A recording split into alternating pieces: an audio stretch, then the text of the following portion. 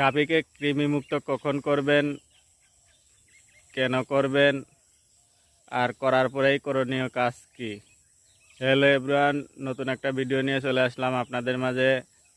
এই মুহূর্তে যে বা যাহারা এই ভিডিও দেখছেন সবাইকে আসসালামু আলাইকুম। যদি ভালো লাগে ভিডিওতে লাইক কমেন্ট শেয়ার দিবেন, ভালো না লাগলে স্কিপ করে চলে যাবেন। একটা গাভীকে কখন কৃমিমুক্ত করাবেন, কেন করাবেন, করানোর পরে করণীয় কি, এই সব বিষয়ে আজকে আলোচনা করব।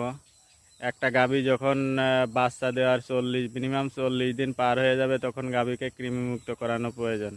কৃমিমুক্ত করানো হলে গাভীর প্রজনন ক্ষমতা বৃদ্ধি পায়, দুধ উৎপাদন বৃদ্ধি পায়। গাভীকে প্রথমে আপনি বাচ্চা দেওয়ার 40 দিন পর কৃমিমুক্ত করবেন। কৃমিমুক্ত করার জন্য আপনাকে কলিজা কৃমির ইঞ্জেকশন দিতে হবে।